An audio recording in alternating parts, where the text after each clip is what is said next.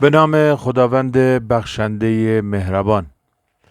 در ادامه این مباحث رسیم به خدمت شما عرض شود که جامعه‌ای که تغییر شکل میداد، یعنی همون جامعه روسیه امپراتوری که داره نزدیک میشه به انقلابی که لنین میخواد ایجاد کنه. زمینه‌های قبل رو در بحث زندگی نامه آقای لنین داریم توضیح میدیم. این امپراتوری پر از تنوع در عین حال یک مملکت بزرگ در حال جنبش است که در آن پیشرفت‌ها و مشکل‌ها پا به پای هم حرکت می‌کنند. آزاد کردن دهقانان در سال 1861 میلادی دستاوردی است که از جهت سیاسی قابل ملاحظه است. آقای الکساندر دوم این کار انجام داد. زیرا صرف‌ها همون طبقه دهقانان بودن که روی زمین بودن و با زمین خرید و فروش می شدن. یه جورایی جزو زمین حساب می شدن. طبقه پایین اجتماع بودن. زیرا صرف‌ها را به شهروند تبدیل کرده است. گفتیم که آقای الکساندر دوم یکی از تزارهای روسیه اونها رو فرمان آزادسازیشون رو داد. اما تا حل و فصل مسئله زمین هنوز راه درازی در پیش است. هرچند از همین تاریخ دهقانان از این امکان برخوردار شدند که زمین را بازخرید کنند، از وسایل و امکانات مادی این خرید عموماً محروم ماندند. بسیاری از ایشان که به دلیل تهیدستی نمی توانستند از این حق بهره برداری کنند آن را واگذار کردند و آنها که استفاده کردند تا زمانی دراز زیر بار قرض ماندند. در آخرین دهه‌های سده در روستاهای روسیه مالکان بزرگ اراضی، دهقانان ثروتمند، مالکان قطعات کوچک و دهاتیان بی زمین در کنار هم قرار دارند. بهره برداری مشترک از زمین یا همون میر که حاصل اصلاحات است دهقانان را گرد می آورد و هر 5 یا 6 سال یک بار زمین را میان خانواده ها تقسیم می کند. و در مملکتی که 80% جمعیت آن را دهقانان تشکیل می دهند، آتش زمین و خصومت میان ثروتمندان و فقیران جای قابل ملاحظه به خود اختصاص می دهد. جنب و جوش در دهات مخفی و نامحسوس است و هیچ کس نمی تواند بیخبر باشد که روستاهای کشور تحت تسلط تمایلات براندازی و مخرب خزیده است و هر جنبش سیاسی می تواند از این تمایلات به سود خود بهره برداری کند. قدرت مرکزی نیز متوجه این ماجرا هست و برای آرام کردن طبقه دهقان که تب و تابهایش را او را نگران می کند می کوشد تا مهاجرت روستاییان را به سیبری آسان کند.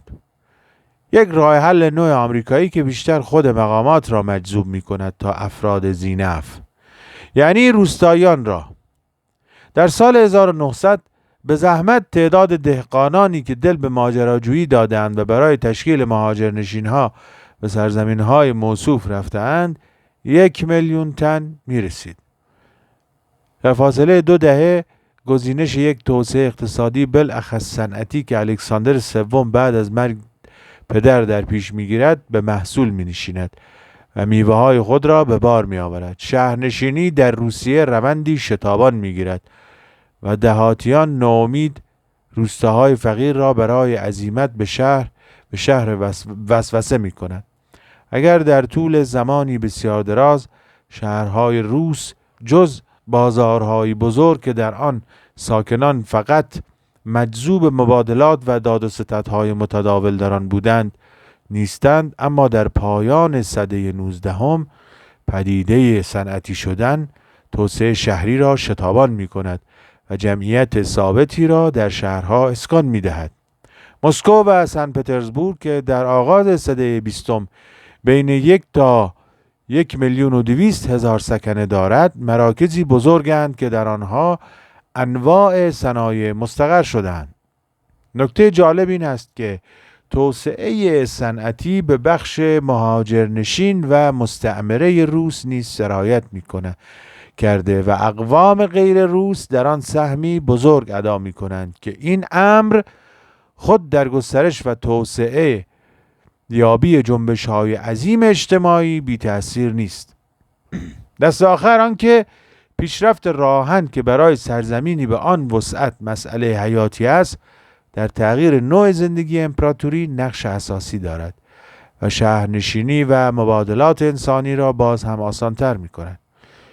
اثر این تغییر شکل اقتصادی سریع آن است که موجب ظهور و تولد طبقه کارگری می شود که هرچند هنوز از نظر عددی محدود است 3 میلیون تن، لیکن در مجموعه های بزرگ صنعتی متمرکز است. این طبقه کارگر نوزاد یعنی تازه متولد شده، منظور این طبقه جدید اجتماعی، بی سر و صدا نیست. شرایط زندگی مادی او بسیار سخت است و او از آن کاملا آگاه است. شاید به این دلیل که قطع ارتباط با زندگی روستا جنبه ناگهانی و خشن داشته و شهرها نیز که روز به روز در حال تغییر و دگرگونی هستند به هیچ وجه با آنان روی خوش نشان ندادند. صنعتی شدن سریع در چارچوب کارخانه ها روی می نماید که فاصله بسیار دور با شرایط و احوال زندگی و روابط انسانی در روستا دارد و دیگران که در این عصر سرمایه‌داری نوزاد یعنی تازه به وجود آمده صاحبان صنایع عموماً در برابر کسانی که برای آنها کار می‌کنند رویه‌ای بیرحمانه دارند و هیچ حق و حقوقی برای ایشان قائل نیستند. اما در هر حال کارگران نیز بی‌دفاع نیستند. 2/3 ایشان به برکت درس‌هایی که جوانان هوادار آرمان‌های کارگری مثل نادژدا کروپسکایا در زمان قبل از بازداشت به آنان آموخته‌اند خواندن را فرا گرفتند. بدین ترتیب کارگران مذکور می توانند اعلامیه ها و تراکت های مارکسیستی را یا خود بخوانند یا از دیگران بخواهند که بر ایشان بخوانند و به مسائل خود بیاندیشند و برای اعلام درخواست های مشترک گرد یکدیگر جمع شوند. آگاهی طبقه کارگر بیچیز و بسیط شدنی منشأ اعتصاب‌ها و جنبش‌های کارگری آخرین دهه سده 20 و در همان حال علت اصلی برخی پیشرفت‌ها در شرایط و احوال کارگری است. دولت در برابر جنبش کارگری به تفویض امتیازهای چند ناگزیر شده است. در پی اعتصاب‌های بزرگ 1896 تا 1897 این آقای ویت یا کنت سرگی یولیوچ ویت متولد 1849 درگذشت 1915 متولد تفلیس از 1892 تا 1903 وزیر دارایی و اقتصاد روسیه بود و اقتصاد روسیه را به کمک سرمایه گذاری های فرانسه رونق داد. وی در سالهای 1905 تا 1906 به مقام نخست وزیری رسید. برمیگردیم به ادامه که در این وقت امور اقتصادی امپراتور نیکولای دوم را اداره می کرد. به اصلاحاتی در میزان ساعت کار دست می زند. در قانون ویت کار روزانه به 11.5 ساعت و کار شبانه به 10 ساعت محدود و روز یک شنبه استراحت اعلام می شود. از نظر قوانین اجتماعی معمول در دنیای صنعتی پایان سده 19 هیچ کس نمی تواند جرأت آن را داشته باشد که چنین مقرراتی را یک پیشرفت اجتماعی تصور کند. لیکن برای روسیه آن زمان که در آن حقوق سندیکایی و حق اعتصاب وجود ندارد و هیچ عاملی نتوانست از رویه استبدادی کارفرمایان را محدود کند، همین اندک هم برای کارگران نوعی موفقیت محسوب می شود. در واقع مقایسه قانونهای مربوط به کار نه بر حسب زمان بلکه بر حسب محل وضع و اجرای قانون می تواند معنا و مفهومی داشته باشد. اگر در انگلستان قانون از سال 1878 مدت کار روزانه را به 10 ساعت در روز کاهش داده و بعد از ظهرهای شنبه و تمام روز یک شنبه را استراحت اجباری اعلام کرده است، این مقررات که به هفته انگلیسی شهرت یافته در جای دیگر نمیتوانست قابل تقلید باشد. در فرانسه، کشوری که انقلابیون روس آن را مملکتی پیشرفته می‌دانند، قوانین اجتماعی پایان سده 19 دورتر از آن بود که بتواند مدل و نمونه واقع شود و حتی میتوانست بسیار مناسب حال کارفرمایان روسی باشد. ساعات کار پیش از سال 1848 نامحدود بود و بعد از این سال به 12 ساعت در روز کاهش داده شد و با وجود این به رغم تدابیر شخصی و محلی که در این خصوص وضع می شد تا سال 1914 شمار بسیاری از کارخانه ها همچنان قوانین 1848 را اجرا می کردند و 10 ساعت کار روزانه نوعی استثناء به شمار می رفت. در سال 1900 میلادی کار 10 ساعته برای زنان بر کارفرمایان تحمیل شد.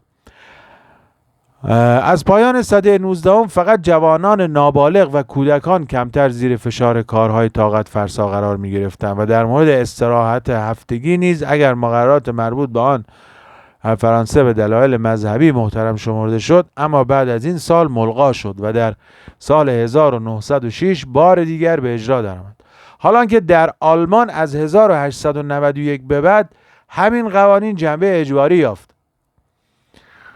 از این بحث میتوان به این نتیجه رسید که در مورد وضعیت کارگران مقررات روسیه تقریبا نزدیک به فرانسه بود و روسیه فقط در زمینه آزادی‌های سندیکایی و حق اعتصاب با تحول و تکامل عمومی زمان همراه نشده بود.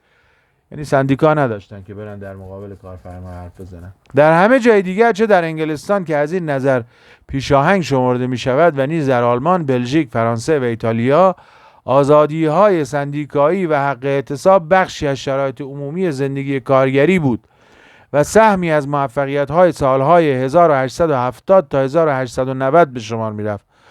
با وجود این آزادی‌ها یا به دلیل وجود این آزادی‌ها، بسیج کارگری از سال 1895 یک عنصر مشترک میان تمام ممالک اروپایی غربی محسوب می‌شد.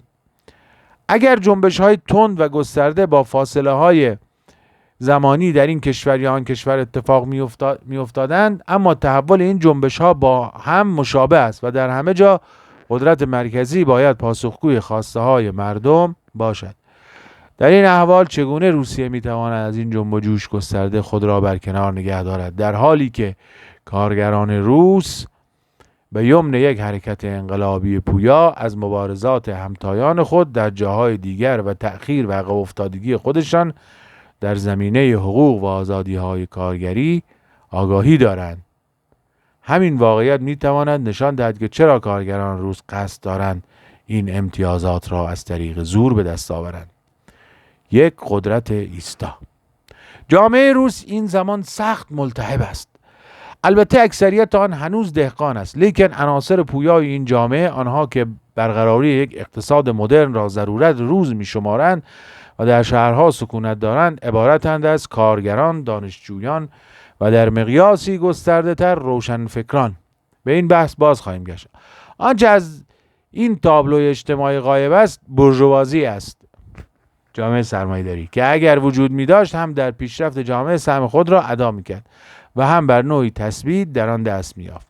قدرت مرکزی در رویارویی با این جامعه تغییر یابنده فاقد وسیله است. در رأس مملکت شاه جوانی که در 1894 تخت و تاج یافته است، تحت نفوذهای متعدد است، اما او را تشویق و تحریک می کنند تا نیاز به تغییر را که در سراسر مملکت جنب و جوش به پا کرده است ندیده بگیرد. در مرتبه نخست وزنه سنگین میراث پدری و محافظه‌کاری سیاسی الکساندر سوم و بعد از آن نفوذ پوبدونستوسوف وصی تزار مرحوم که قصد دارد مطابق توصیه پسر را در وفاداری تام و تمام به استبداد روس نگاه دارد.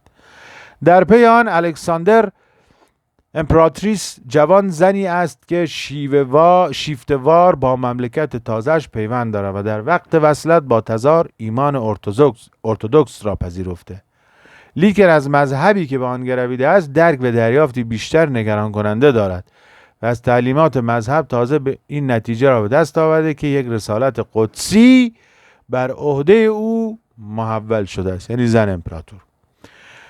در او عرفان و محافظه‌کاری سیاسی به هم آمیختند. باریکالله، احسنت، که خود راه تازه‌ای به سوی وسوسه استبدادی می‌گشاید.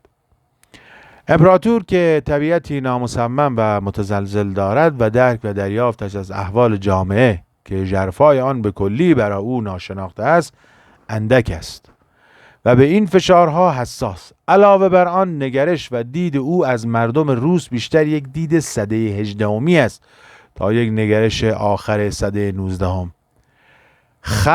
خلق واقعی و حقیقی روس برای نیکولای دوم یک موژیک ایدئالی و آرمانی شده است، اما او کارگرانی را که اعتصاب می‌کنند و دانشجویانی را که به تظاهرات می‌پردازند به منزله اقلیتی می‌نگرد که بازیچه دست آشوب طلبانند و در این اندیشه است که خلق حقیقی روس توجهی به گفتار آنان ندارد. اگر زیر نفوذ سرگئی ویت مدرن کننده بزرگ روسیه دستاورد توسعه اقتصادی را که پدرش آغاز کرده است ادامه می‌دهد، خود او درکی از پیامدهای ژرف این توسعه که نو شدن موازی از آن و ضرورت لااقل نسبی همراه کردن نظام سیاسی کشور را با تغییرات اقتصادی و سیاسی جاری ایجاب می‌کند ندارد. از نظر نیکولای دوم ترقی اقتصادی و شرایط و وضعیت سیاسی دو مقوله جدا و متفاوتند و باید در همین حالت باقی بمانند. امپراتور بر این یقین است که هرچه جامعه روسیه در جاده ترقی مادی پیشتر رود، محترم شمردن سنت‌های اخلاقی و سیاسی باید بیشتر بر او تحمیل شود. کلیسای ارتدوکس در این رویکرد محافظه‌کارانه یار و یاور امپراتور است. دوستان متشکرم که به عرایض بنده توجه فرمودید. امیدوارم که مطالبی که خوندم تا اینجا مثمر ثمر واقع شده باشه.